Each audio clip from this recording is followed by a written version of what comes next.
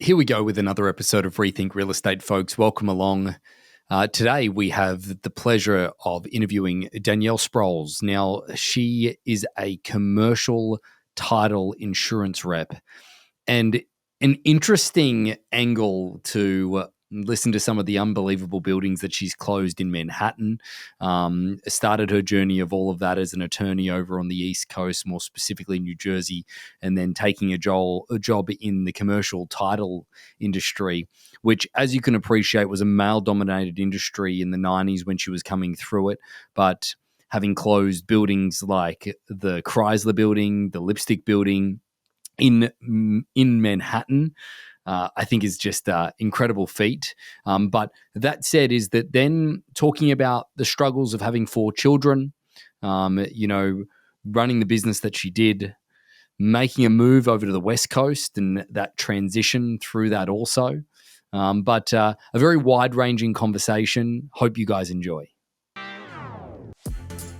Welcome to Rethink Real Estate. My name is Ben Brady, and this is a real estate podcast aimed to deliver sales strategies, marketing tips, and business insights from industry experts and myself to build a listing-focused business for the future. Let's get into it. Danielle, welcome to Rethink Real Estate. Thank you. I'm so happy to be here, Ben. Thanks for inviting me. I'm looking forward to this. Yeah. Well, now, see, I've got an accent, right? As most people know. You've got a little bit of a twinge as well, but that's more East Coast, correct? It's definitely East Coast. It comes from New Jersey specifically. And when we met at Kathy and Brenna's launch party for their division for their new franchise, I was pleased to see somebody with a bigger accent in Orange County than me, because I'm constantly being told that, when I say water or coffee or there's several words that, I get the double take, or, oh, you're not from here. And I said, no, but I'm blissfully living here. So I love California. See, I love the East Coast accent. I don't know. I'm a big fan of it. I again, it probably makes me feel a little bit more closer to home with all of the pronunciations and everything like that. But perhaps. So let's do the elevator pitch on you. Let's talk about where things started, obviously East Coast, and have progressed to West Coast because you're in California now. But let's talk about how everything started and how you got into the space of commercial title. Commercial title insurance. So just move a little bit backwards. I moved here in 2017. So we've been residing here for a beat. And I didn't come out here because of my career. In fact, it's probably very challenging to do commercial title insurance business development out in California. This is one of the most highly regulated states. My career began in New York, and that career in title insurance was kind of very random. I don't know if I was sharing with you at the party. This was something that I was doing post being a full-time mom for 8 years, raising 4 kids. Because prior to that time, I was actually practicing law. I was an attorney in New Jersey doing defense litigation work. And after 2 kids, decided to take a beat. And then all of a sudden I had 2 more. And all of a sudden I thought, wow, I'll have 7 if I don't get a job. And somebody randomly at a party saw, that I had it with being a full-time mom. Not that I don't love the kids. I do. But I'm just an outside working person as well. And they offered me a job in title insurance because I was married at the time to a commercial real estate attorney. And I thought, okay, I'll do it for a minute. And I've been doing it for 22 years since. So I randomly fell into it. And here I am today doing it on the West Coast as well. Well, talk to me about the litigation side of stuff, first of all. Like, again, when you started in that and then before the kids, give me the juicy stuff. How'd you get into that?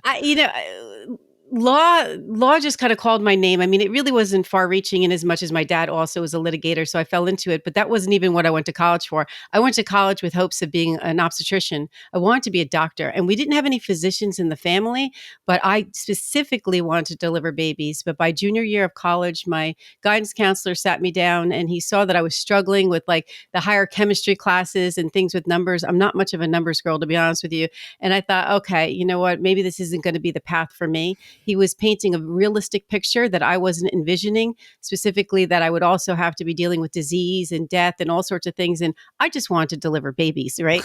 And I said, okay. And then about less than a week later, Ben, I enrolled in law school. I said, okay, I'm going to change my direction. I'm not done with higher education. Let me be a lawyer. Daddy's doing that, and I can argue pretty well. So, that's what that's what started that path. And again, a pivot that was unscripted, but a good one for me.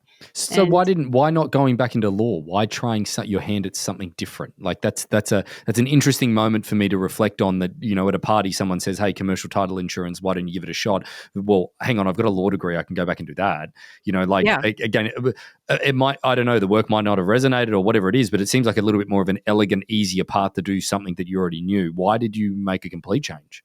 Well, because my goal at the time was for an imminent change, right? And so this attorney had a title agency in New Jersey, and I could be out by next Wednesday, and I really wanted to start working.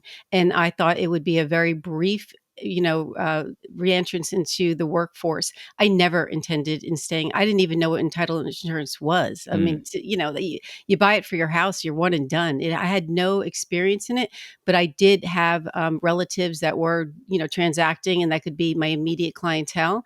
About 6 to 8 months after doing it for a smaller agency in New Jersey, got a phone call from a New York office, Chicago Title specifically, and they asked to meet with me, and then they showed me what it was that I could accomplish if I took my work into Manhattan. And within 2 years, I went from, being an at home, non earning mom to, the seven figures. And there was no going back because mm. right then and there, I thought, well, okay, no billable hours. Yeah, I don't mind that. It was really hard work. But I fell into it and I excelled. I was really good at it. And I was closing the what's what in New York. I mean, I've closed over $20 billion worth of commercial real estate in the past 2 decades. And, being on the forefront of that, it was exciting, especially after coming from that hiatus of, full time motherhood. So it just stuck, to tell you the truth. And I have periodically revisited, why do I still do this? I mean, law is too far away for me to actually regain that, standing. But I'm here. I mean, it's, even when there's a down market right now. I mean, I don't Yeah. know if you've noticed in luxury auction, okay, but in the commercial real estate space, it's a little quiet. It's a little painful. And for the deals that are active, the due diligence period, Ben, is just being extended and, revisited. And people aren't closing with the same amount of confidence. So I say, why am I in this again? But, this is where I am. I just moved recently over to a West Coast based office. So Yep. currently, I'm Vice President of National Accounts for Stewart Commercial Title, Yep. and I'm very, very happy there. And it's the first time really that I'm working and reporting to a local office, even though my national accounts are still very much the same as they've always been. And that's exciting because I have people to showcase now locally, and that's very empowering.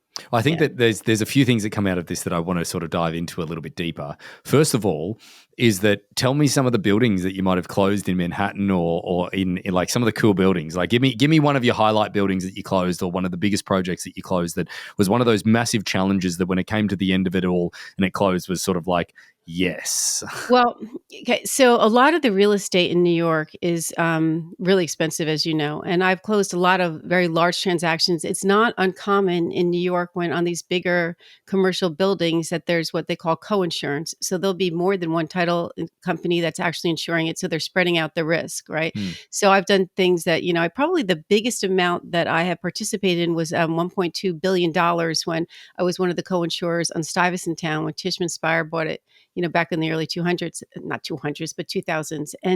But the biggest, most single transaction that I did was the Chrysler building. I was the sole, insurer on that. And that was really Wow. quite the experience, and got an award for doing that. And, and How those much did things. it close? How much did it close for? I think at that time, because we're talking about like 2005 or 2006, it closed for I think $985 million. So it was under a billion. It had like yet where things were at a billion, and then I think that it has closed again since, and I Right. think it was for far less. Huh. But Stuyvesant Town was for over $5 billion. So they had Wow. to spread the risk because no one insurance company can actually hold that. Yep. But MetLife Building, the Lipstick Building, Rockefeller Oh, you Center. did lipstick building. I only know I that I because did the I did Bernie lipstick Madoff. building 4 times, okay? I did it on its acquisition, I did it on its disposition, I was part of the refinance of that building for two times in between those things. So that was one that kind of, came up constantly. It was so exciting when I look back at it. I really had no clue what I was stumbling into when I said yes to that job in Manhattan. What I knew was that it was going to be a 2-hour commute and it was going to be late nights. My oldest child at the time was probably about 12, and my youngest was about two and a half. And I had four at home. So immediately there was going to be some sacrifices and adjustments around that. But I'll tell you, really, like 6 months into this, it was a very glamorous experience. In as much as being in business development, it was, wining and dining the clients, taking them to every high profile event, be it, a sports game, a play, the opera. I mean, we were really doing some spectacular things. And, I got to be closer to the real estate that I was transacting. Today, a lot of my accounts are national, and I have no complaints about that. But more often than not, Ben, I'm not seeing the properties that I'm actually insuring. So if there's any kind of like complaint that I would have about this role, is there's a little bit of that disconnect, right? Mm, It's not even feasible for me to see all those properties, but more than that, it's not necessary. I mean, you might have to do that with the clients that you're representing because it's a particular thing. But when we come into it, this is when after the purchase and sale agreement is executed, yep. and it's already kind of a done deal. The brokers have done their job. Everybody's happy. And now they want to know, are they really going to buy what they think they're going to buy? I Yep. mean, that's where we come in, right? Because we disclose to them any kind of, liens that are of record or not even of record. If there's any kind of like undisclosed heirs, property issues, boundary issues. Boundary issues come up all the time, which is why you'll see surveys being a requirement. They have to revisit it in the commercial space. And, does somebody really own? And then the lenders are always going to require it. So even if the owners didn't want to do it, the lenders will require it to protect, their investment. Yeah. So, It yeah. sounds like a fascinating world, a fascinating space, and you doing it at the pinnacle of where it all is. I personally love New York. For the listeners that obviously already know that, but Yeah. I love New York to another level. But I think that the thing that sort of comes to mind, and I think it gives me an opportunity to sort of segue this a little bit away from the commercial title insurance side of things, because Hmm. you're a mum, you've Hmm. got four kids at home, you've got a 2-hour commute to where you're living, you know people probably take for granted the world that we live in now, where Zoom and these different type of video conferencing is a thing. You were having to go into the office every day, all of those types of stuff Yeah. with four young kids at home. Can you walk me through the juggling that you had to do with that, to the ladies that are listening out there that ultimately are thinking about making a change in their career or in the real estate space that most of our audience are, and they've got a young family at home not knowing whether or not they can do this to the fullest extent that they want? Hmm. How did you juggle it all?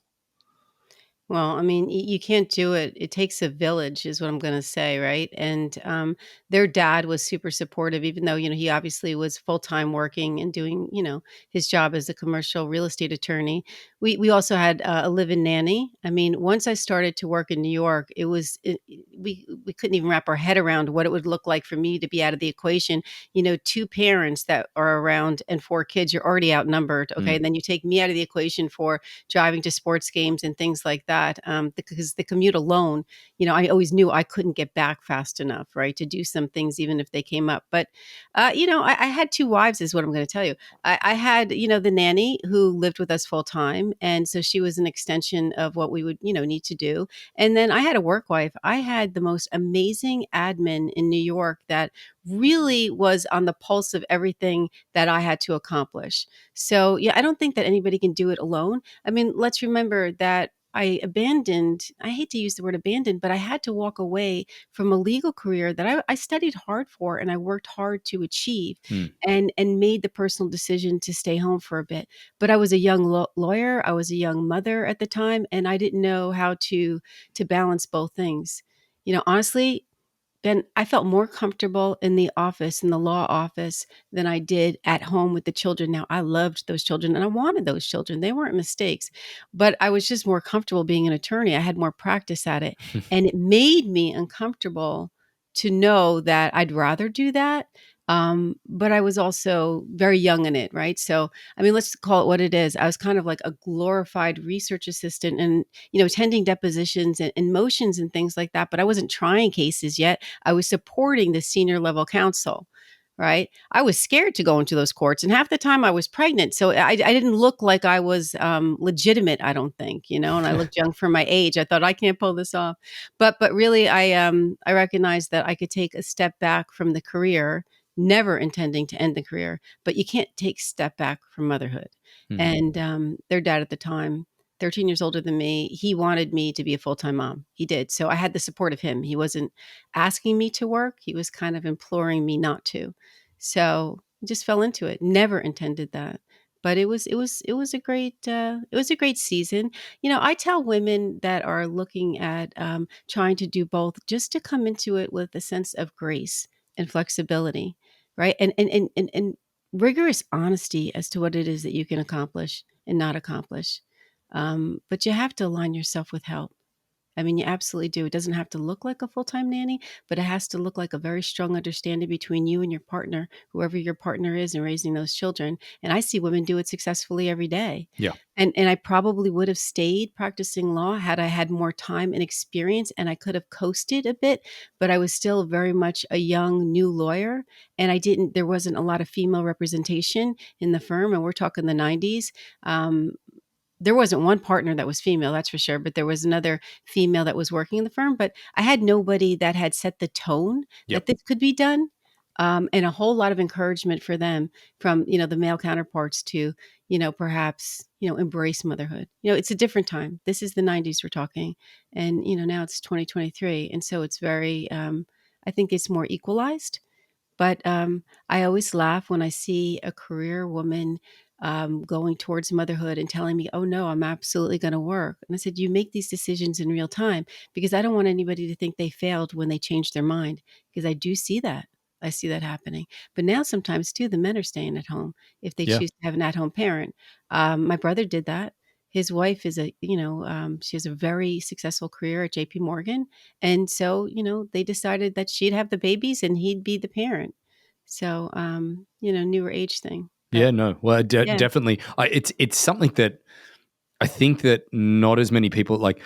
Like you have four kids. there's 4, yeah. So like I've got a few people within my sphere that have had like a great deal of kids.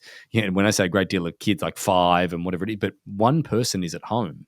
They're staying at home full time, Yeah. and they're choosing to grow a family. I think that nowadays, you're looking at professional couples that are having kids and that both of them are working. You say kids, and some of them shrivel up and go, no, no thanks, or they say, oh, maybe one, maximum two. Mhm. It's sort of an interesting turning point for a lot of people because there is elements of flexibility in a lot of people's roles now that I don't think there previously was. Say in the 90s when you were coming through for in the commercial title insurance space. But part of all of this makes me understand a little bit more of now one of your passion projects that you do, which is your podcast.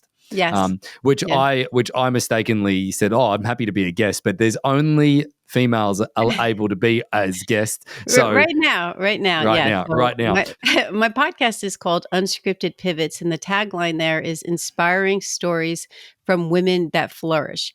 And what we do a play on words, so women that flourish is WTF, and I talk about the WTF moments, okay? And so what I want to do is build a community of women that can kind of check in with each other and know that it's what that path looks along the way. So the conversations don't look like what you're going to see if they're having a panel discussion at some industry event, right? We like kind of pulled up back the curtain and say, okay, that's great. You're the CEO now, or you wrote a book or whatever you did. And we celebrate that. Like, that's fantastic. What did it look like as you were rejected along the way? What kind of things that came up that made you pivot?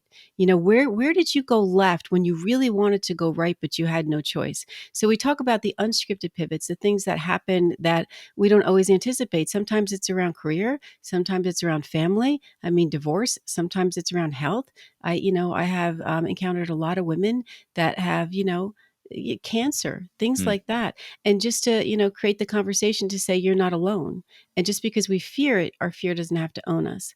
Now, unscripted pivots may branch beyond that. I mean, I even have an executive coaching, I'm a certified executive coach, and that's specific to women right now. And that's done on the side. I mean, my career is in commercial title insurance, so I'm not trying to discount that. But what I had was just this growing desire to connect in a meaningful, intentional way, with what is a passion. And, so that's how that happened. And I will credit one of my former companies when they hired me, they asked me, they said, well, we want your title deals. We want your clients. And that's why I'll always be hired by a title company, Ben. But they also asked me to do two things. They asked me to sales coach for their New York office, to do it virtually from California. And they asked me to recruit for them. They said, listen, we hired a professional recruiter, but what we want from you is to be the gatekeeper. So everybody has to come through you and be interviewed before we let them go up the chain of command. And I thought, I have no formal experience in either of those spaces. And they said, Danielle, you be you. And so I said, all right, okay, you pay me to do it, I'll do it. And I fell in love with doing that. I fell in love with interviewing people and, creating a sense of a surety that they might get hired. If I would see something in them that I knew they had, but they didn't know it was the most important component of what they had for our purposes of the firm, I would like, okay, this is what you want to focus on. So if I knew they were right, I would help them along those lines. And in terms of coaching, that comes as natural to me um, as the day is long. But I also knew the responsibility to understand the practice, right? It's not just about having the personality. There is training and methods around that so that you can do that to the best of your potential. So I went ahead and I got that too. And that's how Unscripted Pivots was born. I wanted to have conversations. Let's rewind for a second. I want to rewind. Hmm. You said something there because I want to draw a parallel. First of all, I want to talk about the podcast a little bit more, but I want to draw some parallels to the real estate space and what a lot of our audience sort of go through and what they're currently going through is that in the real Hmm. estate space, it's all about growing a team. But Yeah. the biggest challenge I always find for a lot of realtors is, again, I don't want to say judge of character, but I've certainly noted it as one of my weaknesses. Like it might even be an excuse. I say to people is that when I interview somebody for a job, or even a seller when they're looking at selling their home, is that Hmm. you really don't know who that person really is until they get into the depths of the work itself. And maybe that's an excuse because I don't ask the right questions in the first degree. Could you take us through maybe some of those moments of you interviewing people? What were the questions that you found the most valuable, or what were the things in that interview process that you found the most valuable to really tell who that person is and whether or not they're right for the role? I can't even say that it was anything more than just organic. I mean, you have to look at a company's culture, right? Hmm. Because they could all be different. I mean, certainly you want to have a collaboration and a mindset, but again, that can be very different. We were growing. And without intention, to tell you the truth, we kind of stumbled on it, an all woman commercial team. So Hmm. the company I was working for at the time they were well versed in the residential space, but they didn't have much with commercial. And by the second or third hire, we recognized that we were now four women going on five. So that got to be fun. So we did hire a guy too.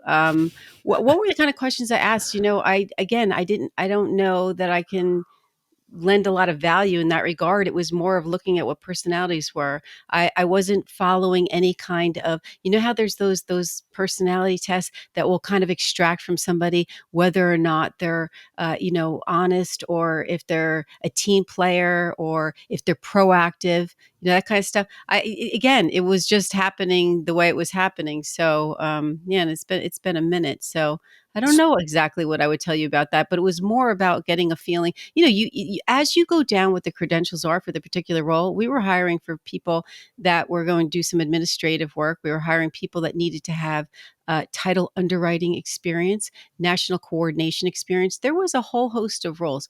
So once you do a deep dive as to what they were, and I was doing a checklist in that regard because I knew from the company what was required for their skill set.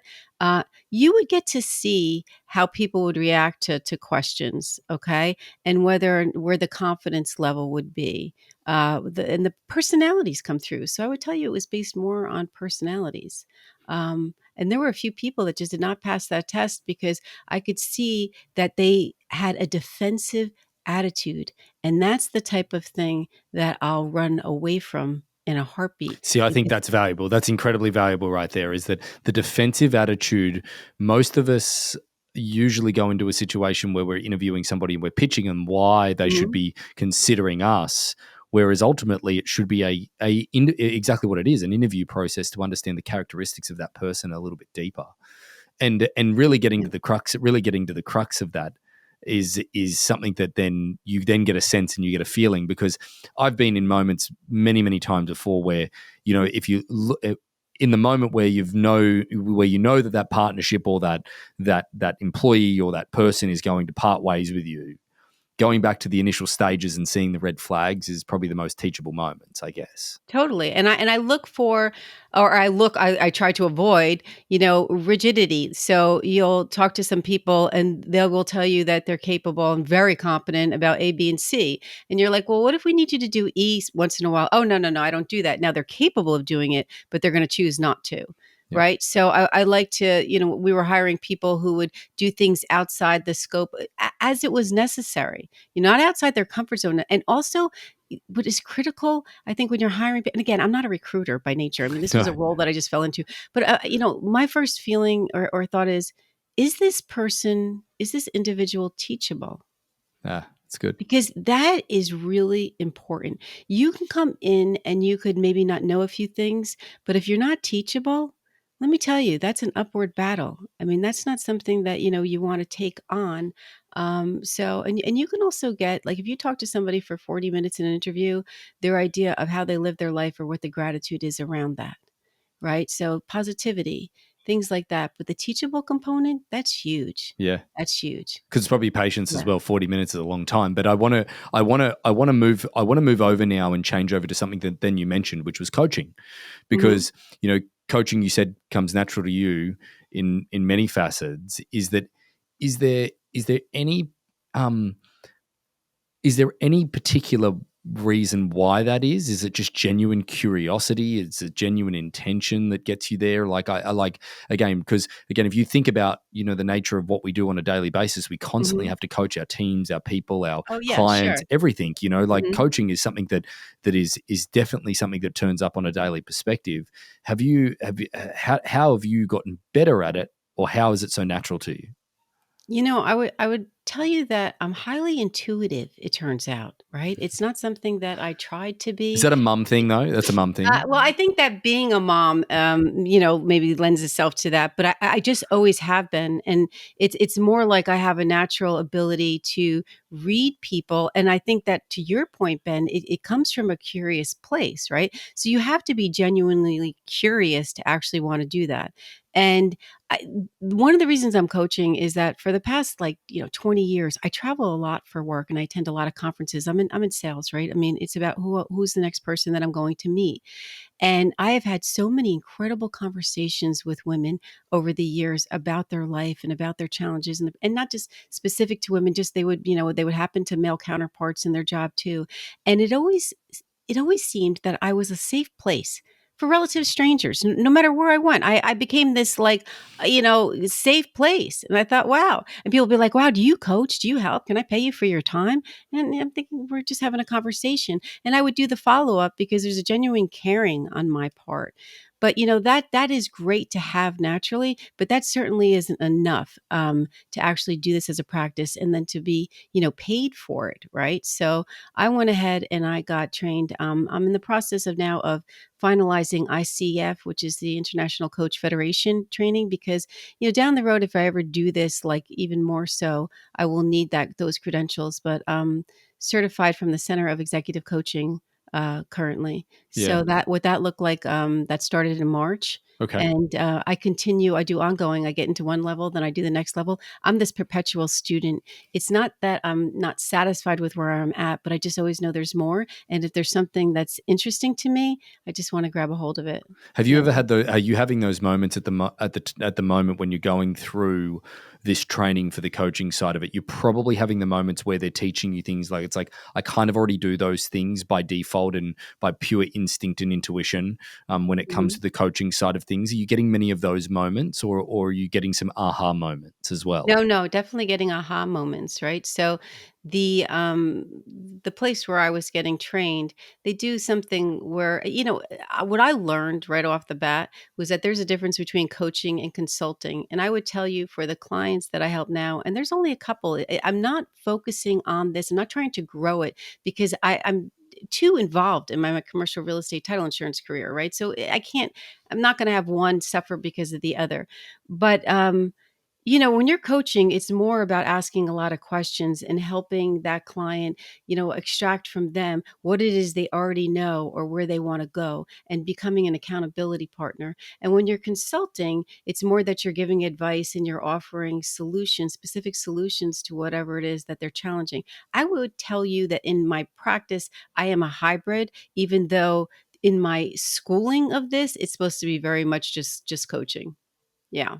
Got it. Got it. Well, I think So, that there's one of the unscripted pivots that you've made mhm, is East Coast to West Coast. So yeah. talk to me about the transition. Tell me about why and what are the benefits and what are the downsides? Like give me the rub on both locations. Okay. So, what even prompted this was, after, 18 years commuting back and forth to Manhattan for a couple of hours each way. I mean, that gets taxing, right? So, I was in Newport Beach specifically. I would come out to California for work, a couple times a year. Usually it was like conference centric. So I'd be in San Diego at the conference center, in LA, sometimes San Francisco. And I always loved California. What's not to like about California?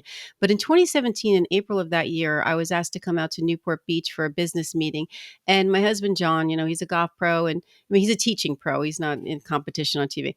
And he said to me, "Well, I'm coming with you. Like, I'll play golf while you do your business meetings." I'm like, "That sounds great. Let's get out of Dodge." April in on the East Coast, it can be very volatile weather-wise. I was very happy to get out here, and we came and we stayed.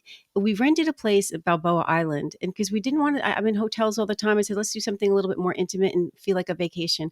And I just fell in love with it. And of course, who wouldn't? And the Yeah. weather was perfect, and the people and everything was great. But it was never my intention to move here. But he said, why don't we live here? Like you say, whenever you go somewhere that just has better weather, why don't we live here? So we went back home, and a couple weeks went by, and we weren't talking about that. I still had my youngest child living at home. She was getting ready to go to college and leave the house. And he said, well, what if we just see what the market would produce if we put the house in the market? And there were a few houses in the area that were already on the market. And so I thought, well, I don't know that that would sell, but we did. And the house sold within less than a week. Right. Immediately. And it's all about timing sometimes, right? I mean, the house was nice. It wasn't the best house in the area, but it was a really nice house. I had a lot I've been there 25 years, did a lot of upgrades, a lot of customized woodwork. Like, everything was built in, like in every room, everything was built. Even the bed was built in, the dresser. I mean, it was just really spectacular. Well done by a great cabinet maker out in New Jersey. Anyway, it sold. There was a gentleman from Texas, Silver Lake, Texas, that needed to move ASAP. He had a big corporate job, needed to be in my area, needed to register his kids for school on the early side because his wife wanted to be a teacher in my school district. And he said, "Listen, if you can get out of here in like about 8 to 10 weeks, I'll give you half cash." And it was a 7-figure home. And okay. And I looked at John and I thought, where are we going? I mean, we didn't have a place in California. We just liked, Balboa looked cute, but I had no plan. But we did it. It was probably the most, I don't want to say outrageous so much as like adventurous thing I've ever done. It was like, okay. And boom. And I'd been in that house 25 years. And the undoing of that, Ben, was quite the task. Right. When So you you say quite the task, positive, negative, what was the if you go back and you think about the learning from that Well, I mean, there's experience? a lot of furniture. So, I've got 3 floors, 7 bedrooms in New Jersey, and that's not what we were moving into in California, nor was even the style like the same. So all of that had to go, and that had to go quickly. And once you get past who you're going to give away furniture to, then who you're going to sell it. And we hired an estate salesperson that just came in and literally sold everything in our house. But one of the more difficult things was inviting the adult children. Now, one still lived at home, 3 were already out. 2 were still in college. One had already moved to Manhattan. My daughter was there, and say, come look at your second grade baseball trophies. Like, do you want these? Because I knew I didn't have the capacity to bring that stuff or to store it forever in a day. A Yep. lot of that stuff, the memorabilia, went into storage and stayed there for a couple of years. And we revisited the conversation because I'm like, okay, I am paying for this. Like, I don't know that, like, are you still emotionally attached? So I was graceful about it, but we did that. I forget what that book, that woman that says, does this spark joy? What is her name? She wrote a book on that. So we did a whole bunch of that. There were tears. I mean, mostly from my daughter, to tell you the truth. What Uh, about you what know, about you and your emotional connection to that house? you know, I to this day, I struggle with why I don't have an emotional connection to that house. Now, I raised 4 kids there. You are the perfect seller. Just quickly, you are the greatest seller. No, Then, in fact, no, it probably teetered on other stuff. Like, I actually was, like, ready to go. I mean, right? I had bought that house, with my first husband, who, by the way, I'm really great friends with. I mean, I just love the man. He's like a number 1 dad in my book, and we still co-parent successfully together, even though these kids are, my oldest is 32. I have a 32-year-old son in Manhattan, a 30-year-old son in Rhode Island. The 28-year-old son in Rhode Island lives with the 30-year-old one. I got, the daughter here in LA, she's 24. And there's a lot of kids. Uh, You would think that I would be emotionally connected to it, but I wasn't. The neighborhood had changed. All the people that I raised the kids with, they had since moved on. So it didn't look the same. I was overwhelmed by the size of it. And there was a lot of vacant rooms, right? So because of the size, and again, it wasn't like a mansion, but certainly in New Jersey, what you can afford is different than what Orange County prices. Like Yep. probably out here, it would have been a little bungalow, okay, Yeah. for the money that I got.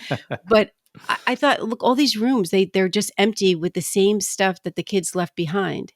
And so it didn't feel, and I wasn't there. I was in New York all the time. Right. So that wasn't a problem. But, interestingly enough, when my grandmother passed, uh, I planted a tree for her. So that tree was about 17 years old, that Right. magnolia tree. And so that was hard to leave. And my mother, her ashes were under that tree. When she passed in 2016, she wanted to be buried in my backyard. Now, not buried her body, but she Yeah. wanted those ashes sprinkled there. And I said to her, I'm not going to stay here. All the kids have grown. And she said, I want to be under my mother's tree. Okay. That's where she wanted to be. So you would think that I'd have a really hard time with that. No, But but in perpetuity, the tree is still there. It's still thriving. I they understand that moved the portion. tree though, Ben. Oh, they I did. They tried to didn't. Did they? Hang on. Are I you saying move or did they chop it down? No, no, they physically relocated the Oh, that's tree. nice. That's I mean, nice.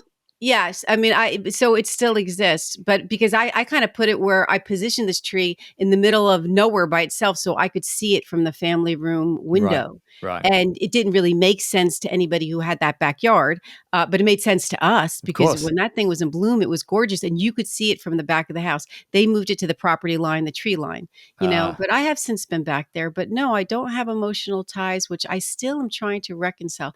My kids do, yeah, the but I house have you grow up in. Yeah, yeah, I felt a particular way with my mum and dad. So because yeah, when we moved to the US, actually, is that was the coinciding time that my mum and dad sold our family home. Well, one of them, but like it yeah, was the one that I'd spent most of my life in. And I was a little bit like, oh, okay. And then going home or going back to Australia, I should say, yeah. back to my mum and dad's place. It's a house that I've never lived in, and it's sort of like, I don't really care for this It place. I doesn't don't, yeah, it doesn't resonate with you no, emotionally. Do you no, know no, what? no. My dad is still in the same house since 1960. So my childhood home in Clifton, New Jersey is still the same thing, and my bedroom's still there. That's cool. That's cool. If you yeah, ask me, that's cool. That's yeah, cool. it's really funny. How Yeah. often are you getting out to the East Coast? Probably every 3 months. I Okay. was actually scheduled to be there next week. But just being with the downturn market, you really have to kind of curate like where you're going to be and what you're going to, because it gets expensive, right? So I'll be in Yeah. Phoenix next week and then I'll be in LA I mean, LA is only up the street, but traffic in LA. I mean, if Oh, I'm at a conference, I'm staying there. You can't possibly come back to yeah. Newport Beach, I totally agree easily. with that. Talk to But, me. I want to talk about the pain points within your mhm, marketplace at the moment. If we segue back into the business sense of things, is that let's go into the pain points of commercial title insurance at the moment. The commercial marketplace has just had a whole lot of hype around it. There's all this stuff around the office buildings, crashing and all of yeah. this type of stuff. But which ultimately, the part that I've sort of found solace in the sense of that information is that it's not a big enough portion of the marketplace in order to really affect the economy long term is Mhm. what we've sort of found from a Morgan Stanley report. And again, I'm trying to take some optimism out of that. But talk to me about what you're seeing in your world. What I'm just seeing is, I mean, there's fewer transactions and there's no news around that, but the transactions that are slated to close, they get dragged out. I mean, this is Mm. a consistent theme. So everything that we're anticipating to close in June or July, and there seems to be like a lot of activity, they still haven't closed, and we're now in October, right? So things are just having a longer process. The commercial market is typically like that anyway. I mean, when you get a commercial deal, it could take anywhere from 2 to 5, 6 months for it to close. But today it's just it's going on and on and on Mm. and I think a lot of it, maybe some of it has to do with the interest rates. A lot of it has to do with the lenders, people pulling out, within the time frame that they can do that because it doesn't make business sense. What made business sense 5 months ago doesn't necessarily make it that way, or they're not getting the amount of tenants that they anticipated in some of the commercial retail properties, things like that. So the due diligence periods are being extended, and but I will tell you, title insurance in California is really interesting. It is so highly regulated. I don't think people like that are not in this industry don't recognize. I mean, we're under a lot of eyes when it comes to what we do and how we do it, more so than anywhere else in the country. So it's very interesting that I chose to move here, particularly considering I'm in business development. There's a Senate bill called SB 133, and it was, I guess it came out in 2009, and that's way before my time. But I knew about it when I was in New York because I felt sorry for the people in California because you're not able to take clients out, not even for lunch, not for donuts, not for anything. And Yeah. those restrictions, they're in place, and people, for the most part, they play by those rules.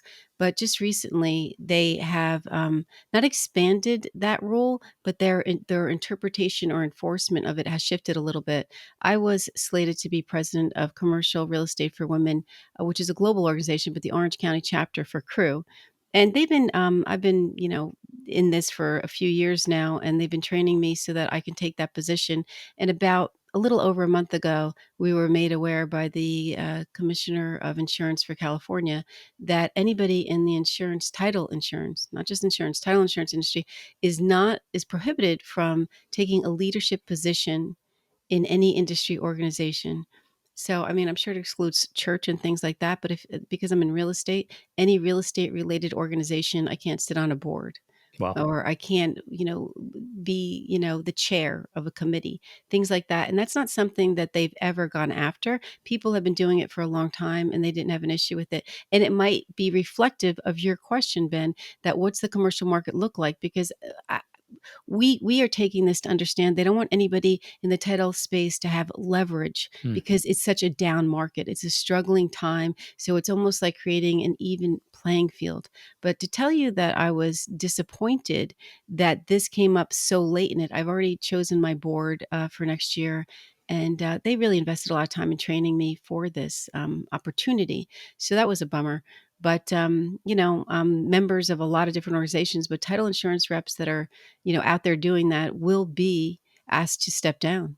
Yeah, And that's interesting to see how yeah, highly regulated it is, certainly from the California perspective. And I think that yeah, the commercial marketplace has got a it's got a certain aura about it at the moment that doesn't feel positive, and I think it's a lot of hype from a media perspective, yeah. because there's still a great deal of it that is positive. There's obviously the multifamily space that's going to struggle here, coming up with a lot of the resetting of loans and things along those lines from that perspective. But I honestly think that there's this essence of people that are yearning to go back into the office and that are going back into the office. Like, it's so funny to look at the workforces that, that certainly that even just work for me, is the fact that Mhm. 50% of the team want to work from home and the other 50% of them actually want to go to an office every single day. It's this hybrid environment that feels strange, but then you sprinkle on top of that the suffocation of the transaction volume. Now, I thought that it wasn't going to be I've got to be honest, Mhm. I'm curious. Like, I didn't think it was going to be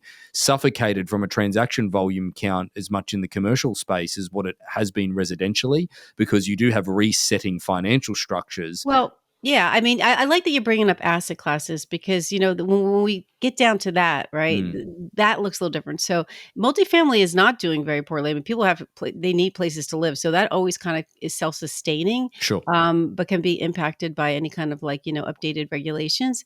But like industrial's been hot for like the Long last time. couple of years. Like, so that is mostly what I'm doing is Right. industrial real estate right now. I mean, like Right. that's been very, very hot. Are But you it's seeing almost that tone down a little? Are you seeing that tone no, down? not necessarily. I just think Oh, these deals are going slower. The volume volume, the activity is probably going a little quiet, but it was on fire. I mean, like, Yeah, you yeah. couldn't even keep up with how much transactions there were. So it's kind of like course corrected. Sure. But it almost seems that every asset class, I've been doing this for 22 years, they all take a chance in the hot seat. I mean, office was so hot for so long. Mm, And then, it was retail that was in the doghouse, right? There was nothing happening. And certainly COVID didn't happen. And hotels got like disseminated, okay, when the COVID thing. So everybody's really taking, I don't think that industrial will ever see a downturn the way that the other asset classes have. Because when you think about e-commerce and the way that the world operates today, mm. you need those warehouses. I mean, I don't ever see that changing. So I think that that's kind of like a darling place to be Sure, honest with you. sure, But they all take turns suffering. And, then you talk about the repurposing. There's been hotel properties, office properties that have repurposed into other things. And usually, Ben, they're going into multifamily. sure. So, but whether or not that can happen, that's state specific, it's zoning regulations, all those things come into play, Yeah. as you know. So it's, but real estate, I mean, listen, It's an ever-changing landscape. yeah, and there's cycles, and it's always a very positive investment. And I think that you meet the most fascinating people, whether you're talking residential, you do the luxury auction space, or commercial. It really is exciting. I Yeah. mean, it really is exciting. I'm blessed to be in this space. Up or down market, I'm absolutely blessed to be in this space. So tell me about final thing that I often like to ask guests about resources that they use in order to enhance their own abilities, like whether it be books, podcasts, everything along those lines. Is there any learning spaces that you're going to at the moment? Any favorite books, any favorite podcasts, anything that you're doing to constantly keep up with things? Well, I mean, in what space? I mean, so, if I'm trying to keep up with title insurance information, a lot of it, I'm visiting our tenants webinars, which we have internally and externally, and keeping up. And then there's something called Title Pro 247, which will, enable me. And then you've got the co-star. So that will keep me on the pulse of real estate. So I will visit that to become more learned, right? Sure. Uh, Podcasts, that's a real ramble. A lot of it has to do with the people that I meet, like Sure. yourself. I meet you, you're doing one. Now I want to listen to you. So, and if you were to look at like what I listen to, it goes across the board from, self-help to entrepreneurial ways to do things to, the real estate. I mean, it is so eclectic, Ben. I Do you wouldn't have a even know. favorite? Give me a favorite. Come on, you got a favorite. What about? Well, I'll tell you what I'm listening to. That's brand new right now, because I'm a big Seinfeld fan. I had one of the women that I coach. She turned me on to Wiser Than Me with Julia Louis Dreyfus. Am I saying her name Oh, right? yeah, Okay. no, no, no, So no. she, you know her. So she was on Seinfeld as Yeah, Elaine, yeah, right? And yeah, then yep, yep. she did a few things. So just 2 days ago, somebody brought that to my attention. I'm reading a book right now, Gravitas. Why am I reading Gravitas? Because I met the author, Lisa Sun, who actually will be on my podcast. I'm recording her on Sunday, randomly in San Diego, at a pop-up thing. And the story with her was so interesting. Sometimes you meet people and you just sense their star power. Do you know what I mean? And it Yeah. was just like, they've got this thing about them. And she just came out with a book, and she just did a book tour, and she was here in Irvine. So I got to get a signed copy the other day. I'm reading a lot of books about sales. I do that. And then, what I'm diving into? All the things I can that are readily available, whether it's on YouTube or, oh God, help me for admitting this, TikTok, but like the different ways to utilize, because now I'll go on TikTok instead of Google stuff. I kid you not. Okay. Yeah. That and YouTube, all the different ways to utilize ChatGPT or any kind of artificial intelligence, so I can do the work a little bit quicker and a little bit more polished, right? I mean, when you dive into that world, you see how the efficiency becomes key. I don't want to replace all the people that might lose their jobs over that kind of thing. But if you're not tapping into that, you're going to be behind. You absolutely have to. So I'm very eclectic in what I'm I love tapping that. You into. sort of just go with what you go Yeah, with where everything takes you, I guess, the people you meet and everything along those lines. Well, first of yeah. all, I want to thank you for jumping on Mhm. Rethink Real Estate. I think this has been a great connection for us. It's a different side of the world that we don't usually think about, which is the Mhm. commercial title insurance, which Mhm. I've got to be honest is that it excites me just even thinking about some of the buildings that you've closed in Manhattan and some of the iconic projects that you've been They've been part of. exciting. So either way, thanks so much for joining us on Rethink Real Estate, and and looking forward to jumping in and listening to a few episodes of your podcast as well. I'll make sure that the show notes they link to your podcast so that people can listen to it. And if you let me, I'd like to have your wife on. I mean, I know you're a guy, but I think I'd be very interested in that, or a female representative hardcore. So absolutely, if this is available. She's my girl. There you go. Danielle, thank you so much. All right. Thank you.